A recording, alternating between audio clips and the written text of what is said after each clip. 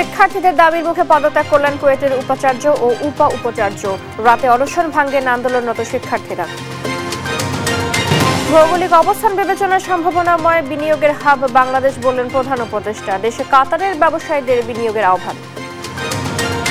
Bharat transshipment বাতিল করলেও রপ্তানি কমার শঙ্কা নেই, জানালেন বাণিজ্য উপদেষ্টা। সক্ষমতা কাজে লাগিয়ে খরচ কমাতে কাজ করছে সরকার।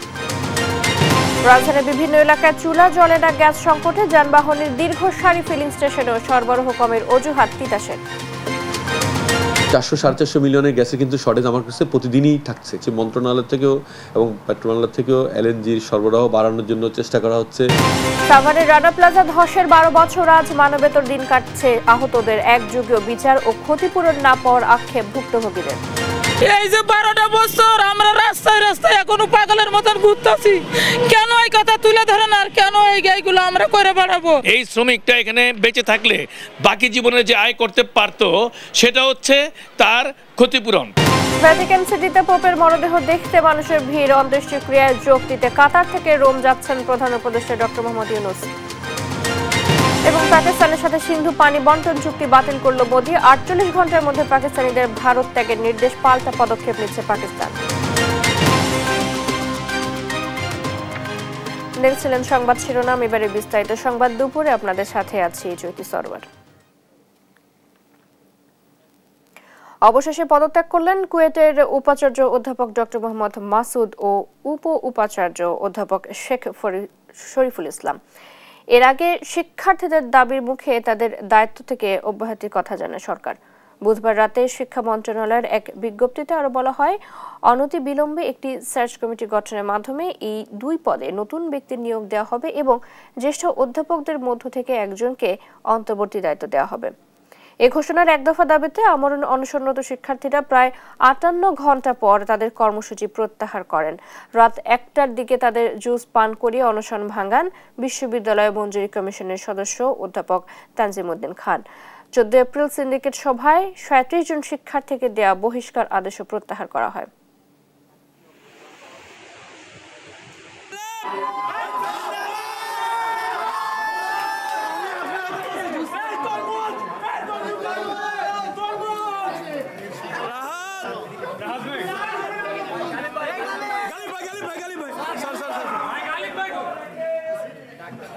বিশ্ববিদ্যালয়ের উপাচার্য এবং উপাচার্যকে দায়িত্ব থেকে অব্যাহতি প্রদানের অনতিবিলম্বে একটি সার্চ কমিটি গঠনের মাধ্যমে এই দুটি পদে নতুন নিয়োগ প্রদান করা হবে।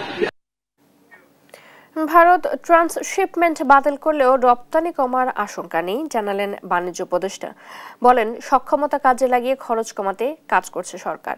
মিট বাংলাদেশ এক্সপোজিশনের উদ্বোধন অনুষ্ঠানে এসব কথা বলেন তিনি। জানান, দুর্নীতিমুক্ত বাণিজ্য পরিবেশ তৈরিতে কাজ করছে অন্তর্বর্তী সরকার।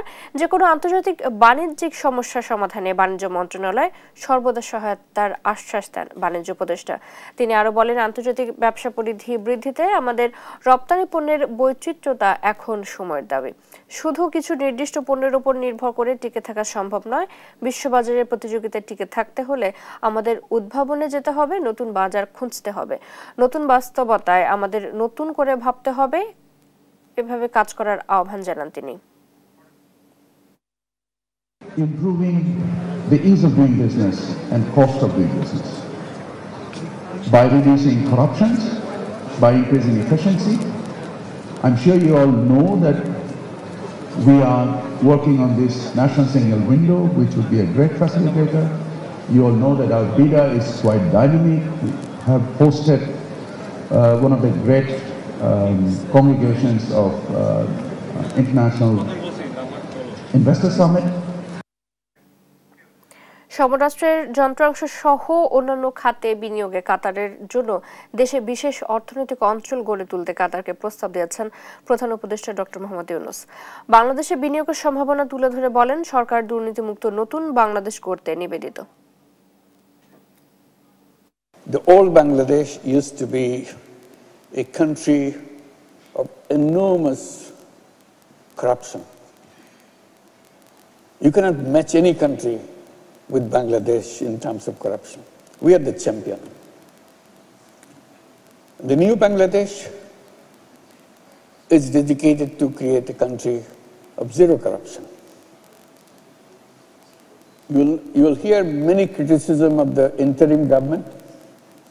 They're not efficient enough, they're not fast enough, cannot solve all the problems in 5 months, and all kinds of. But nobody in Bangladesh will say there is corruption in this government. They agree on everybody, no matter who you talk to. সবার আকাঙ্ক্ষার গণতান্ত্রিক রাষ্ট্র প্রতিষ্ঠার লক্ষ্যে ঐকমত্য commission আলোচনা করছে বলে জানিয়েছেন কমিশনের সহ সভাপতি অধ্যাপক আলী রিয়াজ। বৃহস্পতিবার সকালে জাতীয় সংসদের এলজি হলে সংস্কার প্রশ্নে ঐকমত্য তৈরির লক্ষ্যে আম জনতা দলের সাথে আলোচনার শুরুতে কথা বলেন তিনি। এ সময় আম জনতা দলের সভাপতি মিয়া মশিউজ্জামান জানান, বৈঠকে সংবিধান, বিচার বিভাগ, দুর্নীতি সংস্কারে আলোচনা করবে দলটি। দলের নাম পরিবর্তনের জটিলতায় সব সংস্কার কমিশনের বিষয়ে আলোচনা না করতে পারার জন্য দুঃখ প্রকাশ করেন তিনি। এখন পর্যন্ত বিএনপি সহ 15টি রাজনৈতিক দলের সাথে 5টি সংস্কার কমিশনের গুরুত্বপূর্ণ সুপারিশগুলো নিয়ে প্রথম পর্যায়ে আলোচনা করেছে কমিশন। সংস্কারের গুরুত্বপূর্ণ সুপারিশগুলোর বিষয়ে 39টি রাজনৈতিক দলের কাছ থেকে লিখিত মতামত নেওয়ার পর গত 20 মার্চ দলগুলোর সাথে আলাদা আলোচনা শুরু করে জাতীয় ঐকমত্য কমিশন।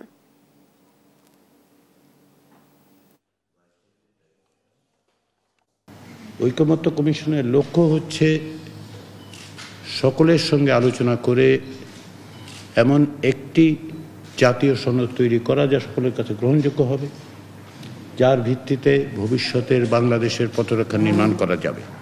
নিবন্ধন প্রক্রিয়ায় আমরা খুবই ব্যস্ত ছিলাম গত কিছুদিন।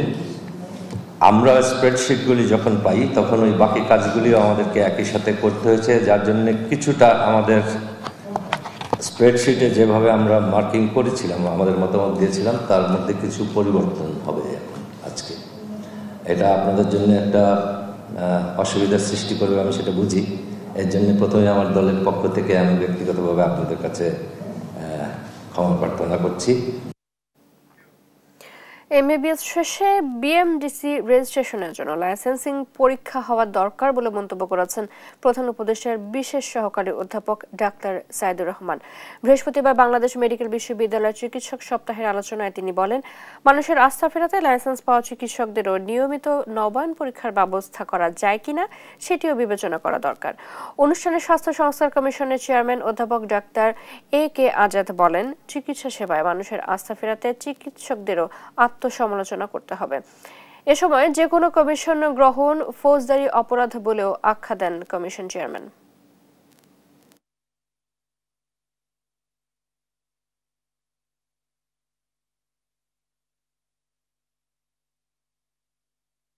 ডিস্ট্রিক্ট লেভেলে কোর অফিসার যারা, তার মধ্যে সিভিল সার্জন হচ্ছে অন্যতম পুরনো পদ, প্রায় 200 বছরের বেশি পুরনো পদ। অতএব এই পদটিতে যারা কাজ করেন তাদেরকে আসলে আমরা একটু সম্মানিত করতে চাই, এবং তাদের সম্মানিত করার মধ্য দিয়ে দেশের স্বাস্থ্য কাঠামোতে জেলা পর্যায় থেকে যেন এই যে বিকেন্দ্রীকরণের যদি একটা অবকাঠামো এবং তার নেতৃত্ব যারা দিবেন তাদেরকে আমরা আসলে রাষ্ট্রের সর্বোচ্চ মহলের সঙ্গে পরিচিত করিয়ে দিতে চাই। কারণ ডাক্তারি পেশাটা ব্যবসায়ী আন্দোলন, লয়ারদের পেশাটা ব্যবসায়ী আন্দোলন, এটা একটা ইম্পর্টেন্ট কনসেপ্ট। সুতরাং আমাদের আত্মসমর্থন করবে যে আমাদের সম্মান তো সোসাইটির হাইয়েস্ট থাকা না থাকলে কোথাও আমাদের আত্মসমর্থন করতে হবে। জ্ঞাত আয় বহির্ভূত সম্পদ অর্জনের অভিযোগে প্রথমবারের মতো বাংলাদেশের বিচার বিভাগের 15 বিচারকের সম্পদ বিবরণীর তথ্য চেয়ে আইন মন্ত্রণালয়ে চিঠি দিয়েছে দুর্নীতি দমন কমিশন। চিঠিতে বলা হয়, আইন মন্ত্রণালয়ের সাবেক যুগ্ম সচিব বিকাশ কুমার সাহা, ঢাকার সাবেক chief metropolitan magistrate Rezaul Karim Chowdhury এবং সাবেক অতিরিক্ত চিফ মেট্রোপলিটন ম্যাজিস্ট্রেট মোহাম্মদ আসাদুজ্জামানের বিরুদ্ধে চাকরি দেওয়ার আশ্বাস দিয়ে ঘুষ গ্রহণ, অপরাধমূলক অসদাচরণ এবং বিভিন্ন অনিয়মের মাধ্যমে অর্থ উপার্জন করে নিজ নামে ও পরিবারের সদস্যদের নামে জ্ঞাত আয় বহির্ভূত সম্পদ অর্জনের অভিযোগে দুদকের চলমান অনুসন্ধান সুষ্ঠু তদন্তের স্বার্থে আরও 15 জন বিচারকের সম্পদ বিবরণী ও রেকর্ড পত্র পর্যালোচনা করা প্রয়োজন। এর প্রেক্ষিতে দুদকের সহকারী পরিচালক মোহাম্মদ মনিরুল ইসলাম ও উপসহকারী পরিচালক আব্দুল্লাহ আল মামুনের সমন্বয়ে গঠিত টিম আগামী 29 এপ্রিলের মধ্যে ওই 15 জনের বিচারকের সর্বশেষ দাখিলকৃত সম্পদ বিবরণী, ব্যক্তিগত নথির ফটোকপি এবং ব্যক্তিগত ডাটাশিটের সত্যায়িত ফটোকপি দুদকের কাছে জমা দেওয়ার নির্দেশ দিয়েছেন।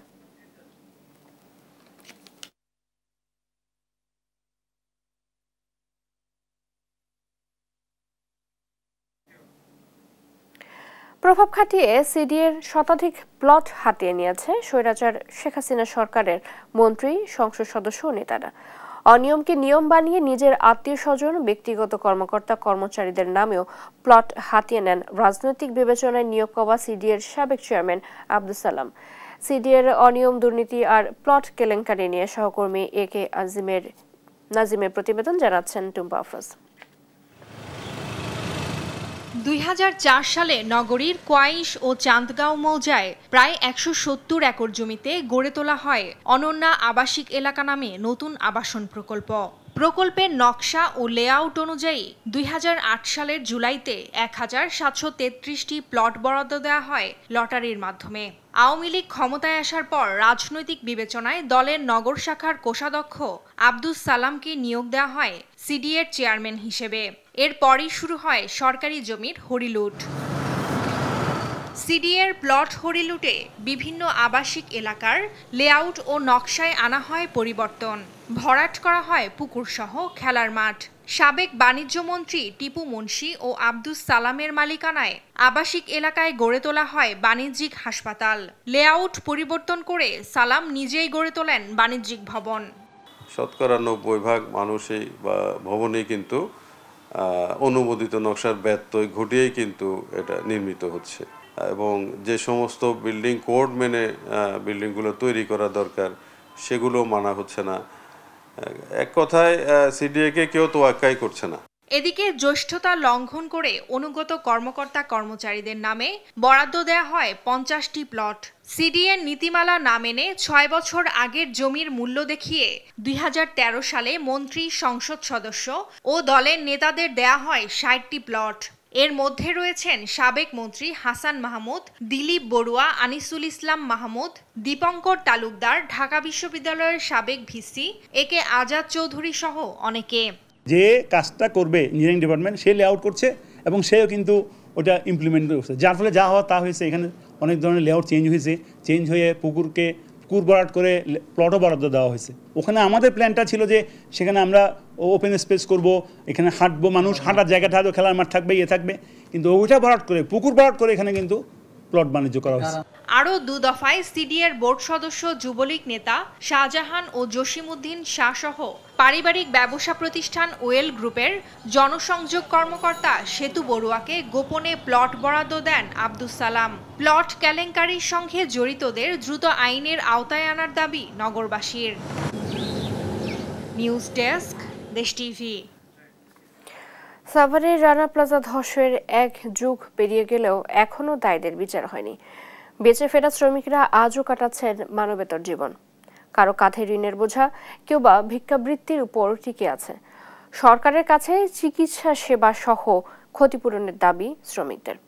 সহকর্মী দেওয়ানি মনের তথ্য ছবিতে জানাচ্ছেন সালমা জাহান। সাভারের রানা প্লাজা দুর্ঘটনার 1 যুগ পূর্ণ হলো আজ।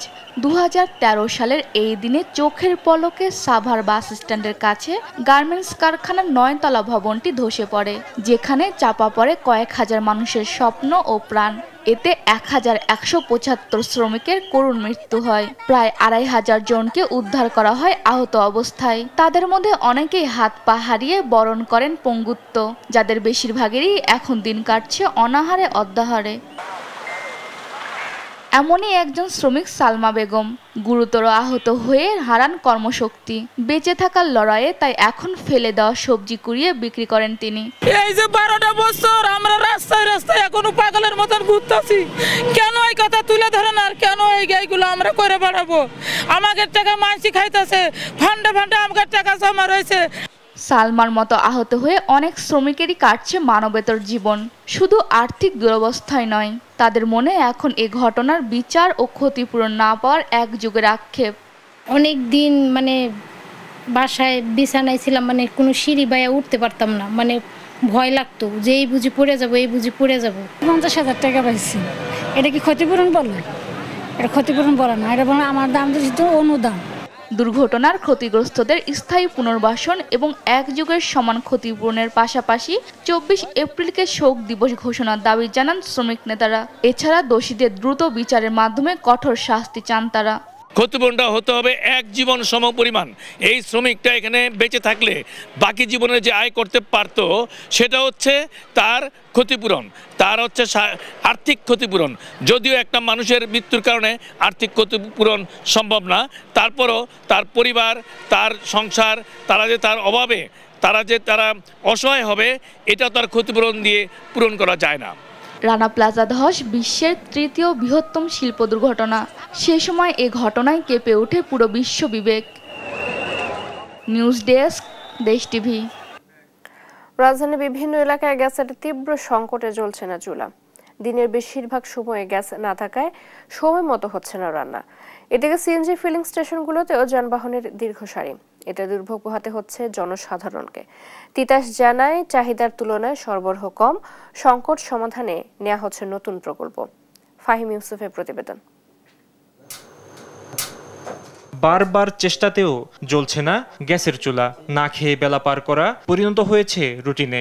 বিকল্প হিসেবে রান্না সারছেন বৈদ্যুতিক চুলায় বা গ্যাস সিলিন্ডারে। এতে গুনতে হচ্ছে বাড়তি অর্থ। রাজধানীর বিভিন্ন এলাকায় গ্যাসের তীব্র সংকটে এভাবেই চলছে নিত্যদিনের রন্ধন কাজ। গৃহিণীরা জানান তাদের ভোগান্তির কথা। বাচ্চা কাচ্চা নিয়ে স্কুলে দৌড়াদৌড়ি করে সময় পাই না সে রান্না করার। এসে দেখি যে গ্যাস নেই, ওই রাইস কুকারে একটু রান্না করি, ওই বাচ্চাদের খাওয়াই। গ্যাস ভাড়াও দিব, আবার কারেন্ট ভাড়াও দিব। এখন আমরা এবার পারি না। রাত 12টার সময় আসে, আমাদের মতন মানুষ তো অন্য রান্না বাড়া করাই যায় না, খাওয়া দাওয়ারও সমস্যা। এদিকে সিএনজি ফিলিং স্টেশনগুলোতে যানবাহনের এমন দীর্ঘ সারি প্রতিদিনের চিত্র। ঘন্টার পর ঘন্টা অপেক্ষা করেও মিলছে না প্রয়োজনীয় গ্যাস। সবচেয়ে বিপাকে সিএনজি অটোরিকশা চালকরা। এতে কমছে আয়।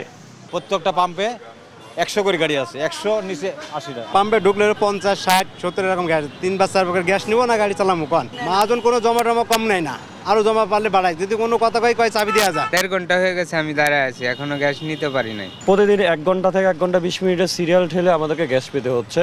তারপরও আমরা আমাদের যে কাঙ্ক্ষিত যে পরিমাণ গ্যাসের পরিমাণ, সেই গ্যাসটা আমরা পাচ্ছি না। বাণিজ্যিক সংযোগেও কমেছে গ্যাসের সরবরাহ। শিল্প কারখানায় কমেছে উৎপাদন। রাজধানী ও আশপাশের এলাকায় দৈনিক 1960 মিলিয়ন ঘনফুট চাহিদার বিপরীতে তিতাসের সরবরাহ 1500 million ঘনফুট gas.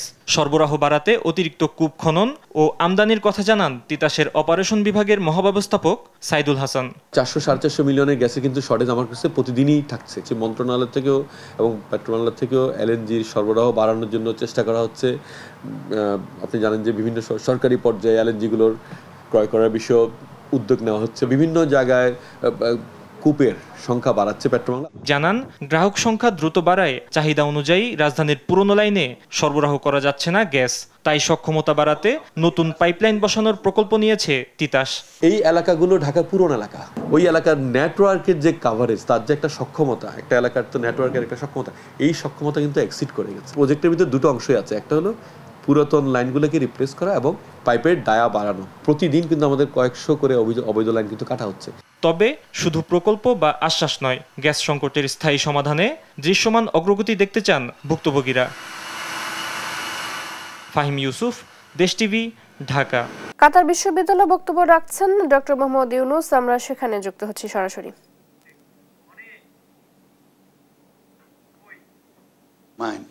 In my dream, I cannot do anything. So again, I bring another word, dream. It's very important. Because it's a dream which takes you a particular direction. You are not sure you are going there, but you have to have a dream. Imagination. So I see imagination is a huge power. People will tell you, be practical, be those. Yes, of course you be practical, but at the same time, be a dreamer. Dream is the key of the human beings. If you imagine, you set your direction in that direction. If you imagine, it will happen. If you don't imagine, it will never happen. That's the power of imagination. We do it all the time. We watch science fiction. Science fiction, in the beginning, science fiction was people are dreaming of going to the moon. That was a big dream of human being. It's always there. Can we get there? People laughed at them. How can you get to the moon? Crazy guy. But the guy was the right one. He was imagining. They tried to reach to the moon in many ways, really, practically. Failed every time, but never gave up. On that basis, we made science fiction movies, science fiction articles, science fiction books, all fictions. Still, we have not gone to the moon. Just because we imagined, just because we created fiction, we made it happen. Today, we want to go far away from moon. Moon is just a next door neighbor. This is driving us. What is there? What do we do? Are there gold and diamonds waiting there? Nothing. Maybe just empty, barren land or whatever there is. But imagination is, why should it be there unless we get there? Since it's there, we should be there. So imagination. So I'm encouraging you to imagine. Imagination is the core of human being. So don't ignore that. Collectively, individually imagine. Imagine. কাতার বিশ্ববিদ্যালয়ে বক্তব্য রাখছেন doctor Mohammad Yunus. আমরা এতক্ষণ সেখানে যুক্ত ছিলাম। Restaurant ব্যবসার আড়ালে অনুমোদনহীন বিদেশি মদ বিক্রির অভিযোগে রাজধানীর উত্তরের আব্দুল্লাপুরের টাইগার বাড়ি অভিযান চালিয়েছে র্যাব। এ সময় বিপুল পরিমাণ দেশি বিদেশি মদ জব্দ সহ 4 জনকে আটক করেছে সংস্থাটি। বুধবার রাত 9টা থেকে 1:30 পর্যন্ত এই অভিযান চালায় র্যাব। এ সময় 5তলা ভবনের 3টি ফ্লোর থেকে বিপুল পরিমাণ দেশি বিদেশি মদ ও বিয়ারের ক্যান জব্দ করা হয়। এদিকে র্যাবের উপস্থিতি টের পেয়ে মালিক পালিয়ে গেলেও ম্যানেজার, ক্যাশিয়ার সহ 4 জনকে আটক করা হয়। অভিযান শেষে র্যাব 1-এর মেজর আহনাফ জানান, দীর্ঘদিন ধরে রেস্টুরেন্ট ব্যবসার আড়ালে কাস্টমস ফাঁকি দিয়া বিভিন্ন বিদেশি ব্র্যান্ডের মদ বিক্রি করা হতো এখানে।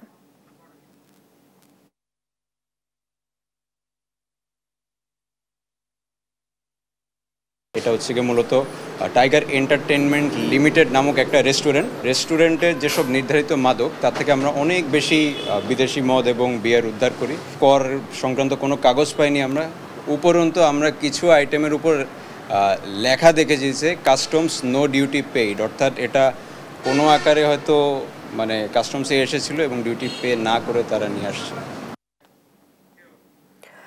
দ্বিতীয় দিনের মতো অবসরপ্রাপ্ত মেজর সিনহা মোহাম্মদ রাশেদ খান হত্যা মামলায় আসামিদের ডেথ রেফারেন্স ও আপিলের ওপর হাইকোর্টে শুনানি চলছে। বৃহস্পতিবার বিচারপতি মোহাম্মদ মুস্তাফিজুর রহমান ও বিচারপতি মোহাম্মদ সগির হোসেনের হাইকোর্ট বেঞ্চ আসামিদের ডেথ রেফারেন্স ও জেল আপিলের শুনানি শুরু করেন। এর আগে বুধবার মেজর সিনহা হত্যার রাষ্ট্রপক্ষের 5 সদস্যের বিশেষ টিম গঠন করেন অ্যাটর্নি জেনারেল। 2022 সালের 31 জানুয়ারি কক্সবাজারের জেলা ও দায়রা জজ আদালত রায় দেন। রায়ে ওসি প্রদীপ কুমার দাস ও পরিদর্শক মোহাম্মদ লিয়াকত আলীকে মৃত্যুদণ্ড এবং অপর 6 আসামিকে যাবজ্জীবন কারাদণ্ড দেওয়া হয়। 2020 সালের 31 জুলাই রাতে কক্সবাজারের মেরিন ড্রাইভ সড়কে পুলিশের গুলিতে নিহত হন সিনহা মোহাম্মদ রাশেদ খান।